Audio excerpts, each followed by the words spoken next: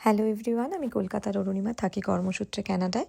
Tales of অরুণিমার আরেকটা ছোট ব্লগে আপনাদের স্বাগত জানাই। কানাডায় আমাদের বাড়িতে ইনডোর প্ল্যান্ট প্রচুর। এবার গাছ থাকলে তার যত্ন তো আপনাকে করতেই হবে। এবার অফিসের পরে এই ঘরের কাজগুলোর যত্ন আমিই করি।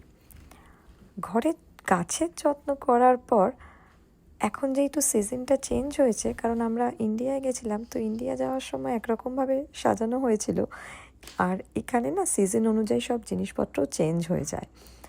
আর এখন যেহেতু স্প্রিং এসে গেছে, স্প্রিং আর সামারও আসছে, তো এই যাওয়ার আগেই টেবিল রানারটা কিনেছিলাম, তো সেইটা পেতে ফেললাম। আর সাথে কিন্তু নতুন কুশানও চলে এসছে। আর এই যে ছোট্ট টেবিলের উপর একটা এখানে ঝুড়ি মতো রেখেছি, এখানে দেখুন, এখানে কিন্তু বানি রয়েছে আর ছোট ছোট ফুলও এসে গেছে। এই ঘর সাজানোটা কেমন হয়েছে জানাবেন। আর এদিকে ওয়েদার ভালো হতেই দীপায়ন চলে গেছে বাইরের যত্ন করতে। যত্ন মানে বাইরে এবারে যেহেতু আমার শ্বশুরমশাই এসছেন, প্রচুর গাছপালা লাগানো হবে, তার জন্য এখন প্রথম প্রস্তুতি মাটি। তো এখন এই মাটিগুলোকে দিয়ে মোটামুটি রেডি করা হচ্ছে, যাতে বীজও এসছে, যেহেতু বীজগুলোকে বপন করা যায়। এই দেখুন, ছোট ছোট চারাও বেরিয়েছে। আর বাড়িতে থাকলে, অফিস থাকলে আমরা খুব একটা কাজ হয়তো ঘরের গোছানো হয় না, কিন্তু বাড়িতে থাকলে চেষ্টা করি ঘরটাকে সুন্দর করে গুছিয়ে নিতে।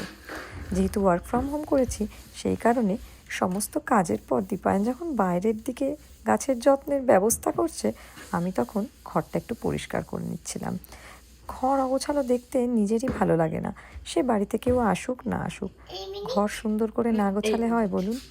আর রান্না বান্না হয়ে গেলে রান্নাঘর আরেকটা জায়গা, যেটা আমার খুব পছন্দের জায়গা, সেটাকে কিন্তু সুন্দর রাখতেই হবে।